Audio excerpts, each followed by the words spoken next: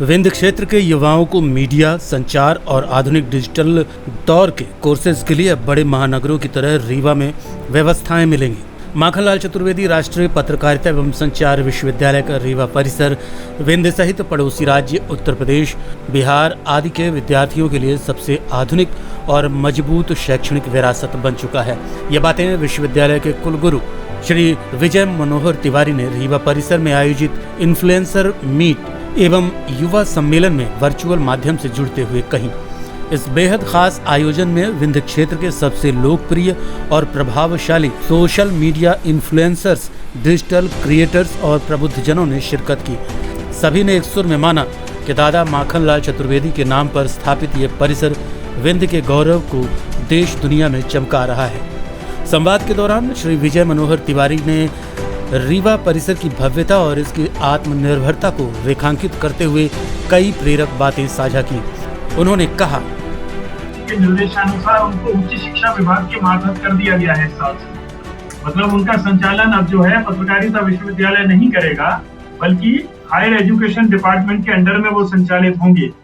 और ऐसा निर्णय इसलिए लेना पड़ा कि वहाँ एडमिशन पर्याप्त नहीं थे लगातार अनेक वर्षों के हर स्तर पर किए गए प्रयासों के बावजूद।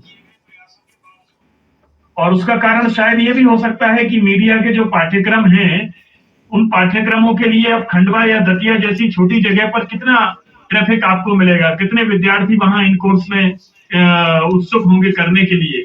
ठीक है, तो इस कारण से ये हर साल संख्या जो है विद्यार्थियों की जिस अनुपात में ठीक ठाक होनी चाहिए थी, ताकि ये कैंपस जस्टिफाई हो।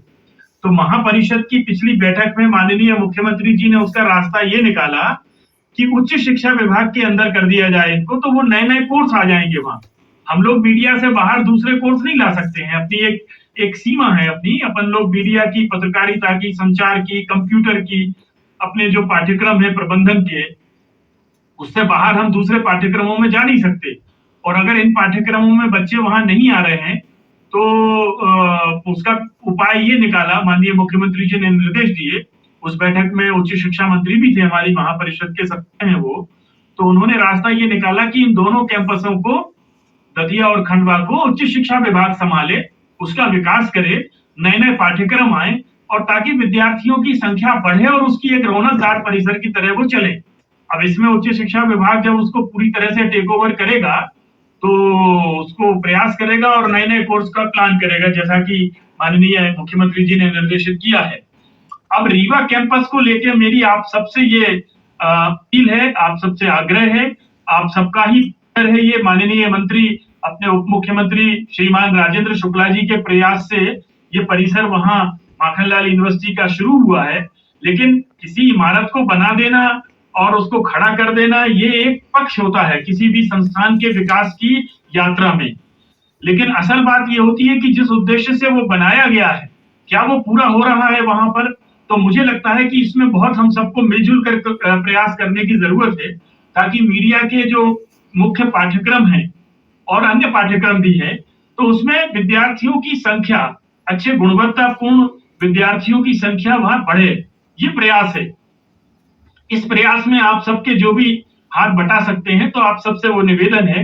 एक दूसरा, मैं बार बार कहता रहा हूं विश्वविद्यालय में आकर, और माननीय मंत्री जी से भी मैंने निवेदन किया है कि जैसा कि आप सब लोग जानते हैं कि ये अकेला ऐसा विश्वविद्यालय है जिसको राज्य शासन या केंद्र शासन से कोई अनुदान नहीं मिलता है। हमको सरकार का कोई पैसा नहीं मिलता है, इसलिए यहाँ जो कुछ भी हम लोग करते हैं वो केवल विश्वविद्यालय की अपनी जो संचित निधि है उससे काम चलाते हैं। और उसमें थोड़ा सा अभी एक मुझे लगता है कि हम सबको ऐसा हाथ बटाने की जरूरत है कि ये कैंपस हमारे अच्छे चलते रहे आने वाले सालों में। तो एक निवेदन मैं आप सबसे छोड़ता हूं आप सबके सामने कि कॉर्पोरेट सोशल रिस्पॉन्सिबिलिटी के तहत रीवा एक बहुत ही संपन्न समाज का क्षेत्र है, जहां का समाज बहुत प्रबुद्ध भी है और आर्थिक रूप से सबल भी है। और मैं समझता हूं कि वहां जो बिजनेस हाउसेज हैं, सिंगरौली तक काफी एक नए विकास की तरफ ये इलाका बढ़ रहा है। तो CSR के तहत मैंने माननीय मंत्री जी से भी निवेदन किया है कि इस विश्वविद्यालय में इसके इंफ्रास्ट्रक्चर को डेवलप करने में एक कदम अगर विश्वविद्यालय ने आगे बढ़ाया है विंध्य की तरफ, विंध्य के विद्यार्थियों की तरफ, उनके हित के लिए, और उनकी पढ़ाई के लिए एक कदम इतना बड़ा कैंपस खड़ा करके और बाजार भाव से जमीन खरीद करके अगर ये एक कदम बढ़ाया है, जिसमें माननीय मंत्री जी का एक बड़ा योगदान है, अपने क्षेत्र के लिए किसी भी पब्लिक लीडर को जितना करना चाहिए, मैं सोचता हूं कि वो उससे ज्यादा करते हैं और सोचते हैं। तो एक कदम अगर विश्वविद्यालय ने इस परिसर के रूप में विंध्य के विद्यार्थियों के लिए आगे बढ़ाया है, तो अब विंध्य के प्रबुद्ध और समृद्ध समाज को जरा इसके इंफ्रास्ट्रक्चर की तरफ थोड़ा ध्यान देना चाहिए और थोड़ा सा वहां जैसे कंप्यूटर की कमी है, इसमें अगर कुछ हाथ बटा सकते हैं, तो ऐसे प्रपोजल मैंने वहां भेजे हुए हैं। तो अपने जनप्रतिनिधियों से कहकर, वहां के जो कॉर्पोरेट घराने हैं, जरा उनको कहकर यहाँ सीएसआर के तहत कुछ चीजें करानी चाहिए। अगर ऐसा होता है तो ये हम विश्वविद्यालय के जो आर्थिक स्रोत हैं उनको रिचार्ज करने का काम करेंगे। परिसर निदेशक डॉक्टर सत्येंद्र डहेरिया ने इन्फ्लुएंसर्स का स्वागत करते हुए रीवा परिसर की शैक्षणिक ताकत को सामने रखा। उन्होंने कहा कि आज का युवा सिर्फ ट्रेडिशनल पत्रकारिता नहीं बल्कि podcasting, video editing, digital content creation, जनसंपर्क और ग्राफिक्स डिजाइनिंग जैसे क्षेत्रों में करियर बनाना चाहता है। रीवा परिसर में हम विद्यार्थियों को केवल किताबी ज्ञान नहीं दे रहे हैं बल्कि उन्हें सीधे इंडस्ट्री के लिए तैयार कर रहे हैं। हमारे पास बेहतरीन फैकल्टी और अत्याधुनिक संसाधन है। आगामी सत्र के लिए प्रवेश प्रक्रिया शुरू है और हमारा लक्ष्य है कि विंध्य के अंतिम छोर तक बैठे प्रतिभावान छात्र तक भी ये जानकारी पहुंचे ताकि कोई भी युवा महानगरों की महंगी फीस के अभाव में पीछे न छूटे। आना चाहिए। तो मैंने कहा यहाँ वो सब आएगा जो यहाँ के विद्यार्थी मांग करेंगे। प्रॉब्लम ये हो रही है कि यहाँ के विद्यार्थी जो है वो भोपाल जाना पसंद करते हैं, मुंबई जाना पसंद करते हैं, दिल्ली जाना पसंद करते हैं, लेकिन यहाँ जो सारी सुविधाएं इतनी अच्छी यहाँ पे विश्वविद्यालय ने दिया है वो इसको नहीं समझ रहे हैं। आज वो भोपाल में जाके पढ़ना पसंद करेंगे, वहाँ पे मुसीबत झेल लेंगे, लेकिन उनके खुद के शहर में जो इतनी अच्छी संस्थान विश्वविद्यालय ने खोला है इस पे एडमिशन लेना वो नहीं बर्दाश्त करते। उनको लगता है कि हम रीवा में क्या पढ़े, रीवा में तो रह रहे हैं। गौरव जो है वो आपके सामने प्रत्यक्ष उदाहरण है। गौरव रीवा के रहने वाले हैं और इन्होंने भोपाल में जाके पढ़ा सिर्फ इसलिए कि उस समय यहाँ पे ये सुविधा नहीं थी। तो मेरा आप लोगों से सबसे यही आग्रह है कि आप लोग चूंकि इन्फ्लुएंसर हैं, आप लोगों से लाखों की संख्या में लोग जुड़े हैं, तो आपके इस क्षेत्र में ये जो इतना अच्छा संस्थान आया है और एडवांस कोर्स लेके आया है, मीडिया के कोर्स हैं, कंप्यूटर के कोर्स हैं, तो आप अपने इस परिसर की जानकारी काफ़ी लोगों तक, आपके जो विंध्य क्षेत्र के सारे लोगों तक ये जानकारी पहुँचे और यहाँ अधिक से अधिक विद्यार्थी विंध्य के जो भोपाल की तरफ मूव करते हैं, जबलपुर मूव करते हैं, है ना, इंदौर मूव करते हैं, ग्वालियर मूव करते हैं या और भी दूसरे शहरों में जाते हैं, उनका रुझान इस विश्वविद्यालय की तरफ बढ़े ताकि विंध्य की जो भविष्य की पीढ़ी है उसको भी इसका लाभ मिले। और आप ही लोग आने वाली पीढ़ी का ध्यान रखेंगे। अगर ये परिसर ठीक चलेगा तो आने वाले जो भी नए कोर्सेज होंगे वो सब यहाँ पे आएंगे।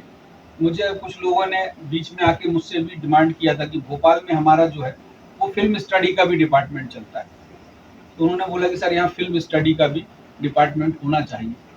लेकिन सरकार का ये कहना है, हमारे विश्वविद्यालय प्रशासन का ये कहना है कि जब तक विद्यार्थियों की संख्या ठीक नहीं होगी तो हम कैसे उस विभाग को खोल सकते हैं। यूनिवर्सिटी को ना तो गवर्नमेंट से फंडिंग है, ना स्टेट गवर्नमेंट देती है, ना सेंट्रल गवर्नमेंट देती है, तो ये किसी प्रकार के प्रॉफिट के उद्देश्य से काम नहीं करता ये यूनिवर्सिटी। लेकिन कम से कम जो हमारे जो अपने जरूरी खर्चे हैं जो विश्वविद्यालय के संचालन के लिए आवश्यक हैं, कम से कम उतना तो पैसा विश्वविद्यालय को मिलना चाहिए। इस उद्देश्य को ध्यान में रख के अभी जैसे आपने कुलगुरु जी का भी भाषण सुना अभी, तो उनका भी यही कहना था कि हम जो है वो CSR के तहत कुछ फंड जुटाएं, तो यहाँ के जो प्रतिष्ठित लोग हैं जो विश्वविद्यालय को मदद कर सकें, जैसे कि मान लीजिए कि कोई यहाँ पे एक स्टूडियो के लिए कुछ दान दे सकें, कंप्यूटर लैब के लिए कोई कंप्यूटर 5 कंप्यूटर दान कर सके। तो जब आप इस टाइप की रील्स बना के अगर डालते हैं कि विंध्य क्षेत्र में ऐसा विश्वविद्यालय आया है जिसको बढ़ाने के लिए हम सबके सहयोग की आवश्यकता है, और आप उदार होके, जो भी बहुत पैसे वाले लोग आपके विंध्य में उदार होके खुले मन से शिक्षा के लिए दान कर सकते हैं, तो वो भी आप ऐसे भी रील डालिए। विश्वविद्यालय के एडजंक्ट प्रोफेसर और विंध्य के वरिष्ठ पत्रकार श्री जयराम शुक्ल ने इस मौके पर आत्मीय और वैचारिक बातें रखी। उन्होंने कहा कि रीवा हमेशा से कला, साहित्य और चेतना की भूमि रहा है। माखनलाल चतुर्वेदी विश्वविद्यालय का ये परिसर हमारे अपने परिवार के बच्चों का भविष्य संवार रहा है।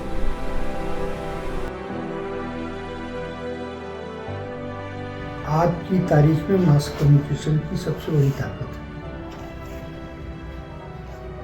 जहां अखबार की रीच नहीं है, जहां टेलीविज़न की रीच नहीं है, वहां भी सोशल मीडिया के माध्यम से ये अपनी बात पहुंचाते हैं। इस दृष्टि से रीवा संभाग के जो इन्फ्लुएंसर्स आज माखनलाल चतुर्वेदी राष्ट्रीय संचार एवं पत्रकारिता विश्वविद्यालय के परिसर में जुटे, वो अपने आप में एक अनूठा और अद्वितीय आयोजन रहा है। हमारा उद्देश्य है कि पत्रकारिता की शिक्षा, मास कम्युनिकेशन की शिक्षा जन जन तक पहुँचे। वैसे भी MCU पूरे देश में डिजिटल लिटरेसी के लिए जाना जाता है।